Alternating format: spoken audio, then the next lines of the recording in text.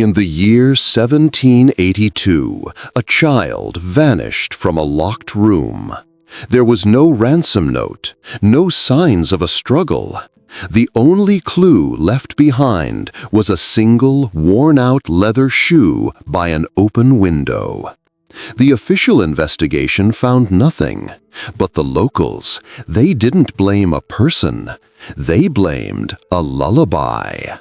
A lullaby that, for centuries, has served not to comfort children, but to warn them of the thing that comes to steal them in the night. This is not just the story of a monster. This is the story of the missing child case that became Brazil's most feared legend. Our story begins not with a creature, but with a family. In the rugged, isolated hills of colonial Minas Gerais, the village of Arraial das Almas was a small pocket of humanity carved out of an unforgiving wilderness. It was a place of hard work, fervent faith, and quiet fear. Here lived Beatriz and João, a young couple whose lives, like so many others, were a struggle for survival. But their world was illuminated by a single brilliant light, their 5-year-old daughter, Lina. Lina was a child of the sun, her laughter echoing through the small whitewashed house. For Beatriz, she was the center of her universe, a reason for hope in a life defined by hardship. Every night, like generations of mothers before her, Beatriz would sing a lullaby to put her daughter to sleep. A soft, gentle melody passed down through her family. But the words were not of comfort. They were a warning. Nana, neném, que a Cuca vem pegar. Papai foi pra roça, mamãe foi trabalhar. Sleep, little one, or the Cuca will come to get you. Daddy's gone to the fields, Mommy's gone to work.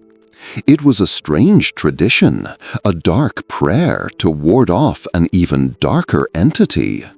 Beatriz sang it without thinking, the words of familiar, inherited fear. She, like every child in the village, had grown up under the shadow of that name, Cuca. The alligator-witch, the boogeyman that took naughty children. To her, it was just a story, a tool to make a stubborn child close her eyes. She never imagined it could be anything more. One evening, a storm rolled in from the mountains, a violent tropical tempest that shook the very foundations of their small home. The wind howled like a hungry animal, and the rain fell in blinding sheets. Lina was terrified. Beatriz held her daughter close, singing the lullaby over and over, her own voice trembling slightly, not from fear of the storm, but from a strange, inexplicable dread that had settled in her heart. Finally, Lina's eyes grew heavy, and she drifted off to sleep in her small wooden crib. Beatriz kissed her forehead, latched the heavy wooden shutters on the inside of the window, and barred the door to the room. No one could get in. Nothing could get her. The morning broke, clear and unnaturally calm. The world was washed clean, the air fresh with the smell of wet earth. Beatriz entered Lina's room, a smile on her face, ready to wake her daughter. But the room was silent. The crib was empty. Panic, cold and absolute, seized her. She screamed Lina's name. João came running. They tore the small room apart. They searched the house, the yard, their voices growing more frantic with every passing second. But she was gone. The door was still barred from the inside, but the wooden shutters on the window, the ones Beatriz had latched herself, were wide open, swinging gently in the morning breeze. And there, on the floor just beneath the window, was a single, tiny leather shoe. The village was roused. A search party was formed. For days, every man in Arrayal das Almas combed the surrounding hills and the dense, dripping forest. They searched for footprints, for a scrap of torn cloth, for any sign of a struggle or a kidnapper's trail. They found nothing. The official authorities, a lone magistrate from the nearest town, arrived, asked his questions, wrote his report, and left, declaring it a tragic but unsolvable mystery. Perhaps a wild animal, a jaguar, had been brazen enough to enter the home. Perhaps a desperate traveler had stolen the child in the night. There was no evidence. The case was closed. But for the people of the village, the case was far from closed. As Beatrice sat in her silent home, clutching the single remaining shoe, lost in a fog of unimaginable grief, the whispers began. They came from the old women, the ones whose eyes held the memories of 100 other tragedies. They didn't speak of jaguars or bandits. They spoke of the storm. They spoke of the unnatural silence that had fallen over the forest in the days leading up to it. They spoke of the open window, a clear sign of supernatural entry. And they spoke of the lullaby. An old woman, her face a road map of wrinkles, took Beatrice's hand. "It was the song," she whispered, her voice a dry rustle. "You sang her. You called her." When a child is disobedient and a mother sings the song out of fear or anger, the Cuca listens. Beatrice stared at her, her grief momentarily pierced by confusion. "It's just a story," she sobbed. "Stories are the memories of the world, my child," the old woman replied, her dark eyes filled with a terrible certainty. "And the Cuca is the oldest and hungriest memory in this land. You didn't lock your daughter in. You locked her in with it." And so, the official investigation died, and the true investigation began. To the world, Lena was a missing child. But to the people of Arrayal das Almas, and to a mother slowly going mad with grief and guilt, she was the latest victim in a war that had been waged in the shadows for centuries. A war against the creature that personified every parent's worst nightmare. To understand what happened to Lena, we must do what the magistrate refused to do. We must open the case file on the Cuca herself. We must profile the suspect. The name on the case file is Cuca. The identity is fluid, ancient, and terrifying. Unlike the ghosts that haunt a single location or the monsters with a defined territory, the Cuca is a nomadic terror. She is everywhere and nowhere, a predator that exists in the periphery of every village, every home where a child sleeps. To profile this suspect, we must first understand her form, a form that seems specifically designed to prey on our deepest evolutionary fears. She is, at her core, a witch, but her appearance is something far more primal.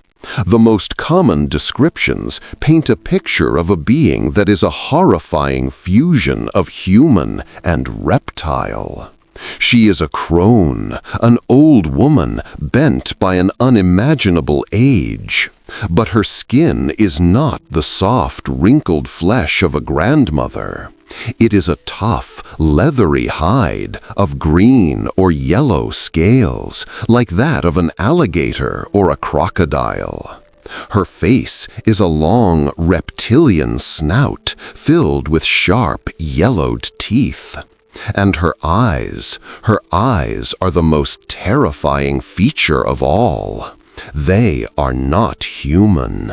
They are the cold, unblinking, predatory eyes of a reptile, glowing with a malevolent yellow or red light in the darkness. She smells of stagnant river water and decay, the scent of the swamp brought into the sanctity of the home. Her hands are not the gnarled hands of an old woman, but end in long, dirty talons, strong enough to snatch a child from its bed without a sound. This monstrous form is no accident. It taps into a primal fear buried deep within our DNA. The fear of the reptile, the cold-blooded predator that has hunted our mammalian ancestors since the dawn of time. But by giving this reptilian horror a vaguely humanoid shape, the legend creates a cognitive dissonance that is deeply unsettling. She is both a monster and a twisted parody of a human matriarch, a grandmother figure turned into a predator of the young. The name itself, Cuca, is a key piece of evidence. It is a whisper of a much older fear that crossed the Atlantic with the first Portuguese colonists. The word is believed to be a mutation of Cuca, a mythical dragon or boogeyman from Portuguese and Galician folklore. The Cuca was a female dragon that would haunt the countryside, fighting with saints and devouring disobedient children. When the colonists brought this story to Brazil, the legend adapted. The European dragon, a creature of fire and open fields, shed its skin and evolved into something that belonged to the New World, a creature of the dark, humid, and terrifyingly dense Brazilian wilderness. The Cuca became the Cuca. The dragon became the alligator-witch. Understanding her form and her name is critical, but to understand her crimes, we must analyze her modus operandi. The Cuca is not a mindless beast. She is an intelligent, patient, and ritualistic predator. Her primary targets are children, specifically those who are disobedient, who cry late at night, or who refuse to sleep. But she does not hunt randomly. She is summoned.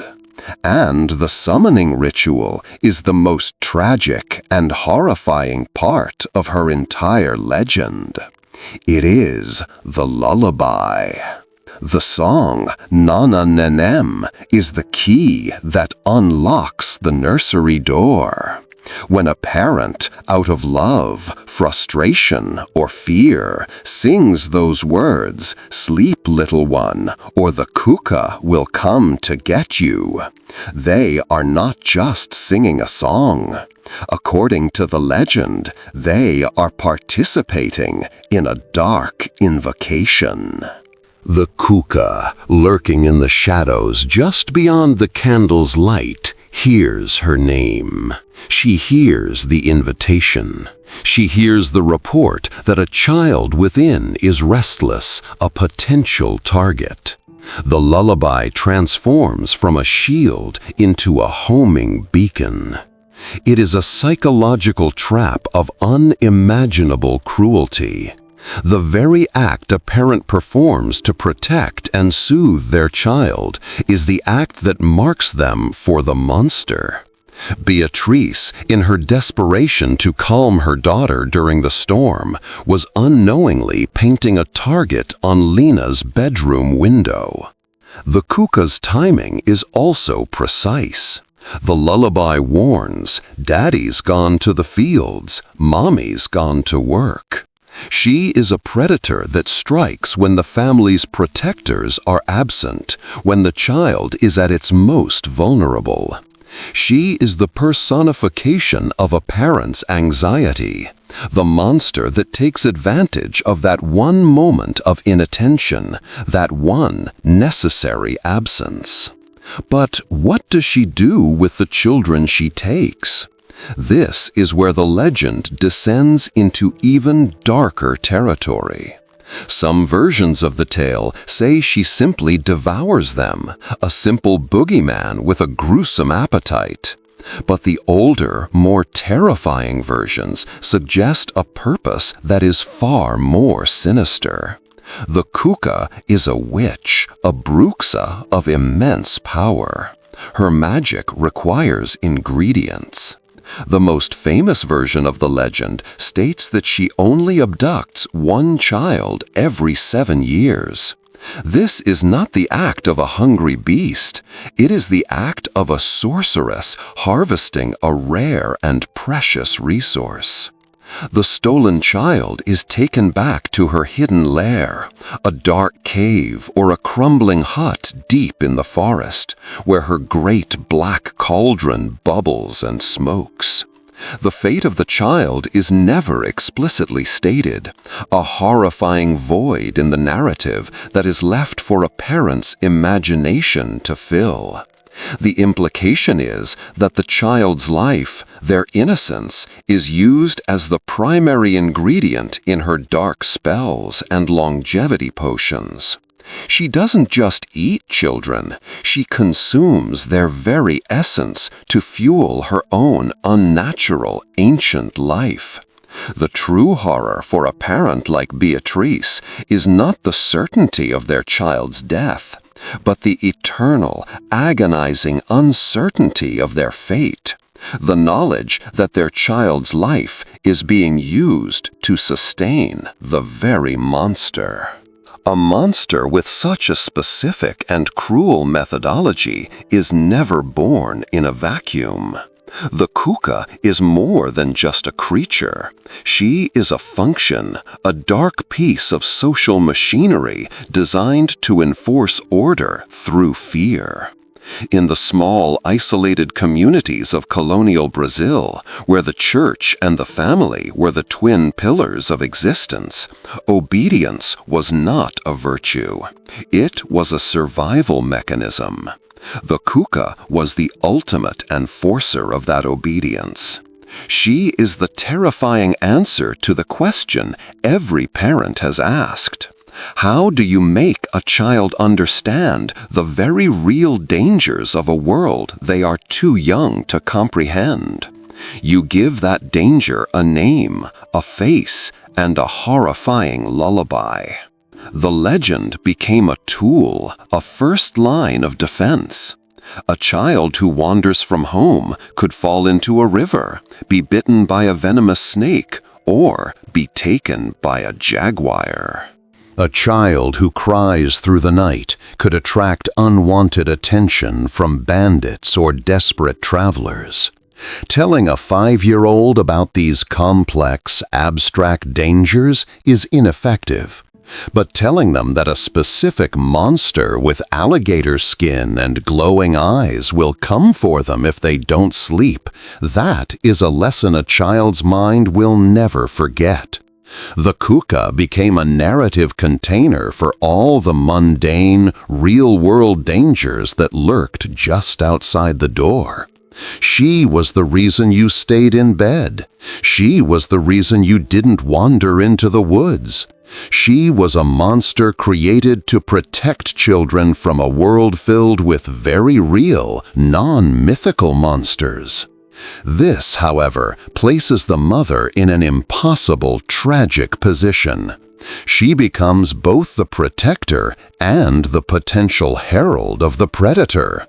The lullaby is a desperate gamble, a whispered threat made in the hopes of preventing a greater one. Every time Beatrice sang that song to Lena, she was walking a razor's edge. She was invoking a monster to save her child from the world, a psychological burden of immense weight. It is a cruelty embedded in the very fabric of the legend. The idea that a mother's own fear and frustration could be the very thing that summons the darkness to her door. In the case of Lena's disappearance, this transformed Beatrice's grief into a self-inflicted torment. Did she sing the song with too much fear in her heart that night? Did her own anxiety somehow call the creature? The legend provides no clear answer, leaving the grieving parent in a permanent state of horrifying self-doubt. But in the complex, chaotic ecosystem of Brazilian folklore, no single entity holds absolute power. No evil exists without a counterbalance, even if that counterbalance is just as wild and unpredictable. Where the Cuca represents a sinister, predatory order, there exists another force, a being of pure, unadulterated chaos. Enter the Saci Pererê. Often depicted as a mischievous, one-legged black boy with a red cap and a pipe, the Saci is the ultimate trickster. He is not a hero. He is a force of chaos, a whirlwind of unpredictable energy that delights in upsetting the established order. He will sour milk, spook cattle, hide tools, and lead travelers astray in the forest simply for his own amusement. He is an agent of entropy. And it is in this role that he sometimes becomes an unwitting savior. The stories tell of nights when the Cuca is on the prowl, drawn to a home by the cries of a restless child. But on that same night, the Saci, in a fit of mischief, might also be in the area. He might create a sudden, inexplicable whirlwind that extinguishes the Cuca's trail. He might braid the manes of her supernatural steed, causing it to refuse to move. He might lead the Cuca herself on a wild, pointless chase through the jungle, mimicking the sound of a crying child, simply to watch her become frustrated. He does not do this to save the child. He does this because he finds the Cuca's sinister order to be as boring and worthy of disruption as a farmer's tidy tool shed. The Saci represents a profound Brazilian cultural concept. The idea that even in the face of a terrifying, absolute evil, there's always the possibility of a random, chaotic intervention. It is not a hope based on heroism or divine grace, but on the simple fact that the universe is unpredictable. For every predator, there is a prankster. For every dark plan, there is a potential whirlwind of chaos to disrupt it. This doesn't make the Cuca less terrifying, but it makes her world more complex. A place where a child's fate might be decided not by good versus evil, but by a cosmic contest between a sadistic witch and a bored trickster. To truly understand the Cuca's power, however, we must step out of the myth and into the grim reality of colonial Brazil. The fear of a child-snatching monster was not born of fantasy. It was born of a world where children vanished all the time. Child mortality was staggeringly high. Diseases for which there were no cures could take a child overnight. Accidents on farms were common and often fatal. The wilderness was a real and present danger, and stories of children being taken by jaguars or anacondas were not legends, they were news. Kidnapping, while rare, was also a real fear, especially in a land flush with gold and desperation. For a parent in this era, the world was a minefield of potential tragedies. The Cuca was not just an explanation for these events. She was a consolidation of all these fears. She was a single monstrous face given to 100 different forms of loss. When a child like Lena disappeared with no logical explanation, blaming a supernatural entity was, in a strange way, a form of comfort. It was easier to believe in a powerful, malevolent witch than to accept the terrifying, random cruelty of the world. A monster can, in theory, be understood, perhaps even fought. But a world where a child can simply cease to be without reason or explanation, that is a horror too vast to comprehend. The legend of the Cuca became a collective file for all these unsolved cases, a way for a community to process the recurring, unbearable trauma of losing its young. The legend of the child snatcher was not just a story. It was a reflection of a grim and constant reality. As Brazil evolved, so did its monsters. In the 20th century, a strange thing happened to the Cuca. She was pulled from the shadows of folklore and thrust into the bright, colorful world of children's literature, most famously by the author Monteiro Lobato in his Sítio do Pica-Pau Amarelo series. In these stories, and in the television adaptations that followed, she was transformed. Her terrifying reptilian form became almost cartoonish. Her role as a child-consuming witch was softened into that of a comically grumpy but ultimately manageable antagonist. The Cuca was domesticated. For millions of Brazilians, this is the only Cuca they know. She became a familiar character, a piece of cultural nostalgia. But this domestication created a strange and unsettling duality. It was a mask, a friendly face painted over a truly horrifying original. It is like taking the raw, terrifying power of the original Grimm's fairy tales and replacing them with their sanitized Disney versions. The comfort is there, but it comes at the cost of forgetting the very real fears that gave birth to the story in the first place. The Cuca of modern pop culture is a safe monster. The Cuca of the original legend, the one that haunted women like Beatrice, is anything but. Yet even in the modern world, the original Cuca has not entirely vanished. She has merely retreated to the places that modernity has not yet fully conquered. She lives on in the lullabies still sung in rural communities. She lives on in the unease a parent feels when their child has a nightmare after being put to bed. And she has found a new, terrifying hunting ground, the digital wilderness. Today, the Cuca is the subject of countless internet creepypastas and horror stories. She has become a viral sensation, a meme, her name and image detached from her original context and shared globally. But in this new form, something of her original power returns. Stories are told of children who watch scary videos about her on their tablets late at night, only to hear a strange scratching at their bedroom window. The lullaby, once sung by a mother, is now heard as a distorted audio file from a strange, unknown source. The fear is no longer of the jungle outside, but of the digital darkness that we willingly invite into our homes.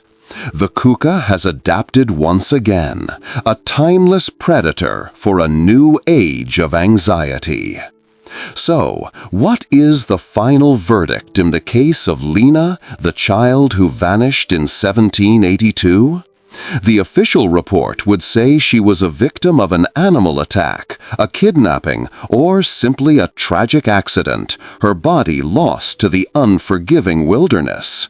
It is the logical, rational, and ultimately unsatisfying conclusion. But the legend offers a different verdict. It says that she was a victim not of a random tragedy, but of a dark and ancient law. A law that states that fear is a predator, and that a mother's love, when twisted by that fear, can become an inadvertent summons. The legend says that Lena became a part of the Cuca's story, her essence fueling the monster's power, her memory serving as a warning for generations to come. In the end, it doesn't matter which verdict you believe is true. The result is the same. A child is gone, and a home is left forever silent. The true horror of the Cuca is not that she is a monster that might be real. The horror is that she represents a fear that absolutely is. The fear of every parent in every corner of the world, that no matter how tightly you latch the window, no matter how much you love your child, the darkness of the world can still find a way in. The Cuca is the name Brazilians gave to that darkness, and her lullaby is the sound of it coming for you. The monsters we create are a reflection of what we fear most. The Cuca embodies the terror of a danger that preys on our children, a fear that is intimate and domestic. But what happens when the monster reflects a different kind of fear? Not the fear for our loved ones, but the fear of ourselves, of our own capacity for evil, and of a judgment from which there is no escape.